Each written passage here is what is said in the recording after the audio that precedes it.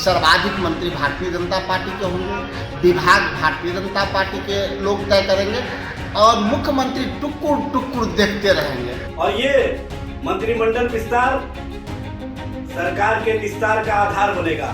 तो मंत्री को बधाई देता हूँ। बिहार के विकास में नीतीश कुमार जी के नेतृत्व में आगे बढ़ाने का काम करेंगे। विजय कुमार मंडल, ईश्वर की शपथ लेता हूँ मैं विधि द्वारा स्थापित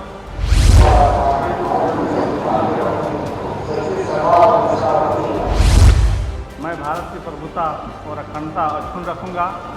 मैं बिहार राज्य के हम भारत की प्रभुता और अखंडता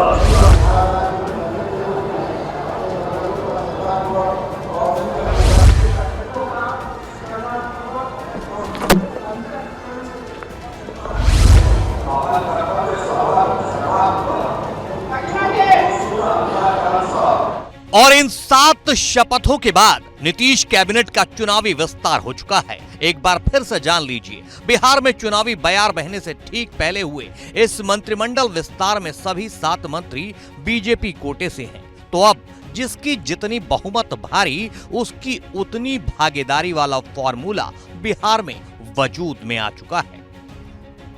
7 नए मंत्रियों के नीतीश कैबिनेट में शामिल होने के बाद बिहार में अब कुल मंत्रियों की संख्या 29 से बढ़कर 36 पहुंच चुकी है। इनमें जेडीयू के 13 मंत्री, बीजेपी के 14 से बढ़कर 21 मंत्री, एक एचएएम के मंत्री और एक निर्दलीय कोटे से मंत्री।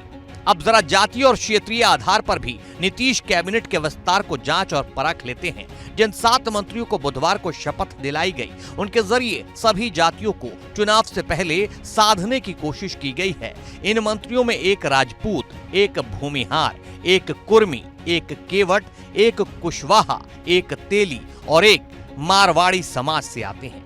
मंत्री बनाए गए विधायकों में कुर्मी जाति के कृष्ण कुमार मंटू, केवट जाति के विजय मंडल, राजपूत जाति के राजू सिंह, भूमिहार जाति के जीवेश मिश्रा, कुशवाहा जाति के सुनील कुमार, तेली जाति के मोतीलाल प्रसाद और मारवाड़ी समाज के संजय सारावगी शामिल हैं।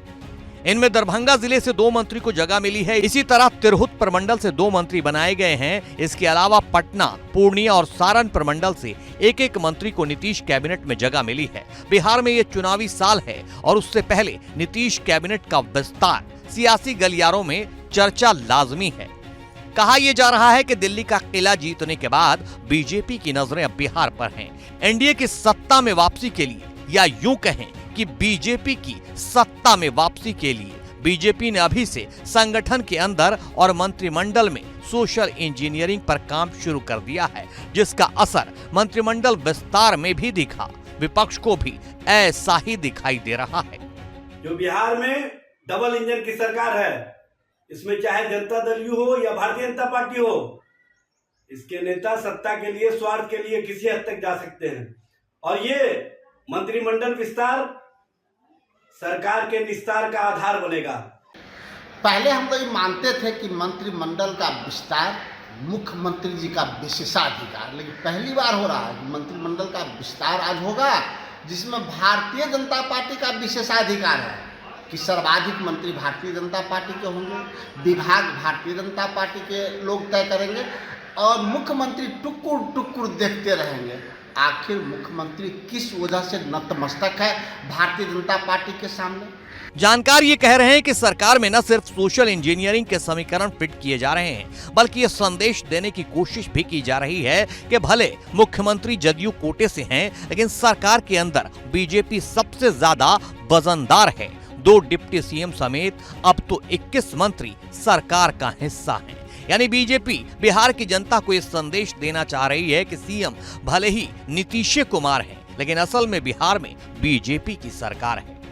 हालांकि 2025 के चुनाव में बीजेपी ने नीतीश के नेतृत्व में ही चुनाव लड़ने का दांव खेला है, लेकिन सियासी गलियारों में चर्चा है कि नतीजों के बाद नीतीश का हाल कहीं शिंदे वाला न हो जाए।